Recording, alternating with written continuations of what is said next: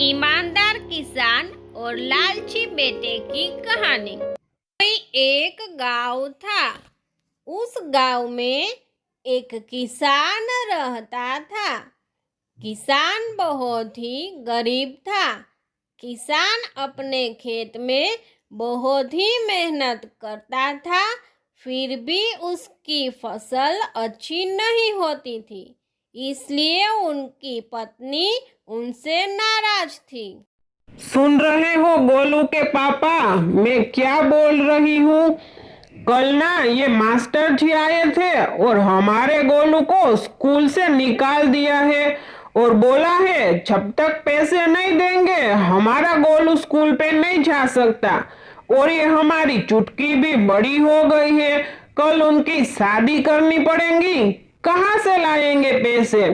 आपको तो कुछ काम धंधा करना नहीं है, बस घर पर बैठे रहना है और चाय पीते रहना है। मैं तो तंग आ गई हूँ आपके साथ रहते रहते।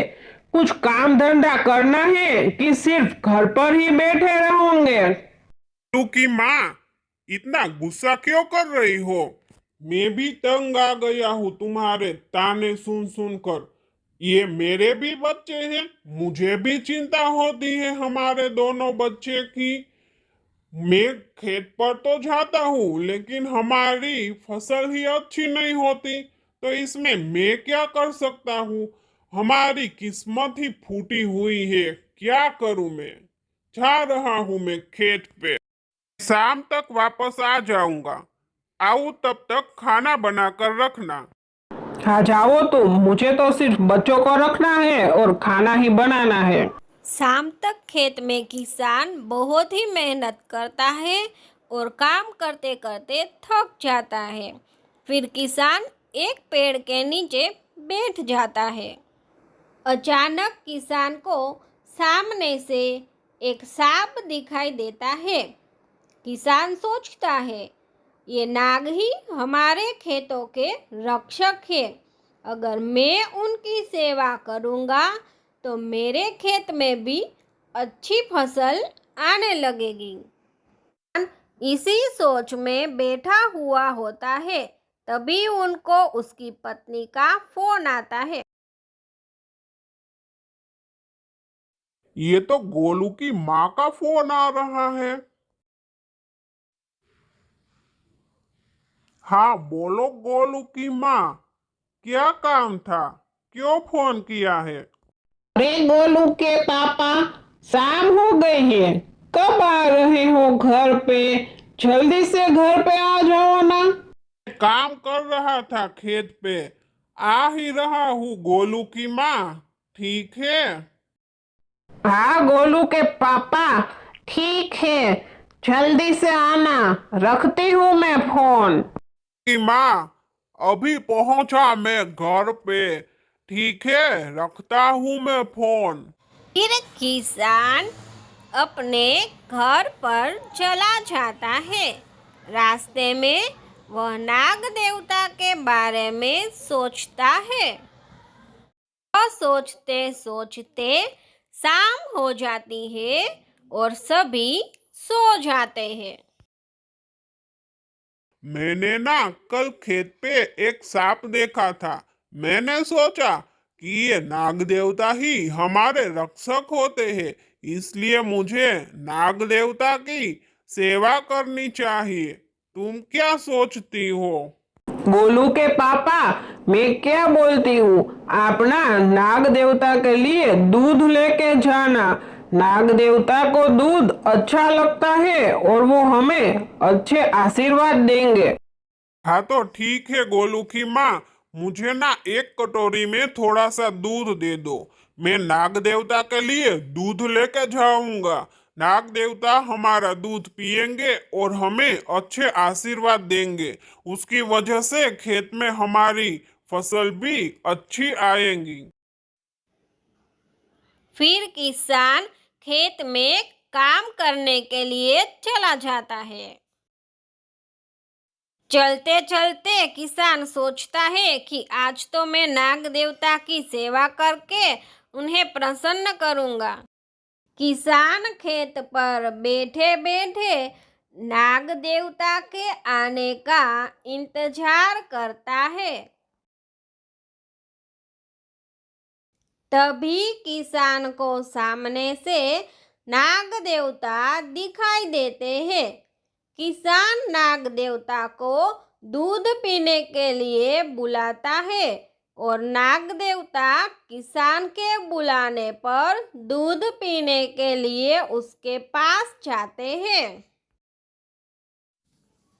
सांप ने सारा दूध पी लिया और किसान को अच्छा आशीर्वाद दिया और किसान के लिए एक सोने का सिक्का छोड़कर सांप चला गया। और फिर किसान सोचता है, नाग देवता ने तो मुझे सोने का सिक्का दिया, ये नाग देवता तो बहुत अच्छे हैं और मेरे लिए शुभ है, मैं नाग देवता को रोज दूध दूंगा। फिर किसान मन ही मन बहुत ही खुश होता है और वापस अपने घर चला जाता है।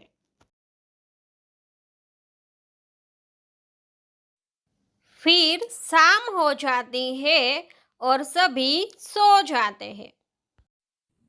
सुनती हो गोलू की माँ, कल ना नाग देवता ने मुझे प्रसन्न होकर सोने का सिक्का दिया। मैं हर रोज नाग देवता को दूध पिलाऊंगा और वो हर रोज हमें एक सोने का सिक्का देंगे। ये तो बहुत ही अच्छा हुआ गोलू के पापा। आप हर रोज नाग देवता को दूध देते रहना। नाग देवता हमारे ऊपर प्रसन्न हो गए हैं। अब हर रोज किसान नाग देवता को दूध पिलाता था और नाग देवता किसान को एक सोने का सिक्का देते थे। ऐसा बहुत दिनों तक चलता रहा। सुनो गोलू बेटा, मुझे कुछ काम से कल शहर जाना है। मैं थोड़े दिन में वापस आ जाऊंगा। तब तक खेत की जिम्मेदारी तुम्हारी है। तुम्हें रोज सांप को दूध देना है। नाग देवता हमारे देवता है, तुम्हें उनकी सेवा करनी है। हाँ बापू, आप निश्चिंत होकर जाइए।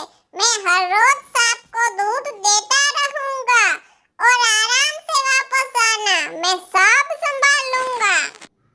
अब हर रोज गोलू सांप को दूध देता था और सांप उनको सोने का सिक्का देता था। लेकिन गोलू को लगा, ये सोने का सिक्का बहुत कम है, मुझे रास्ते में कुछ सोचना पड़ेगा। हर रोज एक सोने का सिक्का देता है तो उस सांप के पेट में तो बहुत सारे सिक्के होंगे। तो मैं कल सांप को चाकू से मारकर सारे सिक्के एक ही साथ निकाल लूंगा। चल निकाल सिक्के, चल निकाल सिक्के। एक ही साथ में मैं तेरे सारे सिक्के ले लूंगा और बहुत पैसे कमाऊंगा। चल निकाल।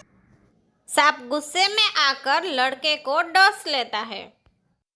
इतने में किसान भी शहर से वापिस अपने गांव आ जाता है। आकर किसान को सारी घटना का पता लगता है और दुखी हो जाता है। गोलू को उसके लालच की सजा मिली है। गोलू को ऐसा नहीं करना चाहिए था। लालच में आकर गोलू ने सांप को मार दिया जो हमारे रक्षक थे। हमें जिंदगी में लालच नहीं रखनी चाहिए। तुम चिंता मत करो गोलू की माँ, सब अच्छा हो जाएगा। मुझे अपने लालच की सजा मिल गई है बापू। अब मैं ऐसा कभी नहीं करूंगा। लालच में आकर मैंने नाग देवता को ही मार दिया। सोने के सिक्के के चक्कर में मैंने अपने रक्षक को ही मार दिया। आगे जाकर मैं ऐसा कभी नहीं करूंगा। हमें कभी लालच नहीं करनी चाहिए। नाग देवता की वजह से हमारा घर भी सुंदर बन गया है। कोई बात नहीं बेटा, तुझे अपनी गलती का एहसास हो गया, यही काफी है। हमें जीवन में कभी लालच नहीं करनी चाहिए। हमें सीख मिलती है कि लालच बहुत बुरी बला है। हमें कभी लालच नहीं रखनी चाहिए और जितना हमारे जीवन में मिलता है उसमें ही संतुष्ट रहना चाहिए। इस छोटे से गांव की कहानी कैसी लगी ये मुझे कमेंट बॉक्स में ज़रूर बताना। और अगर आपको मेरी कहानियाँ पसंद आ रही हैं तो प्लीज़ लाइक कीजिए, शेयर कीजिए एंड मेरी चैनल को सब्सक्राइब कीजिए।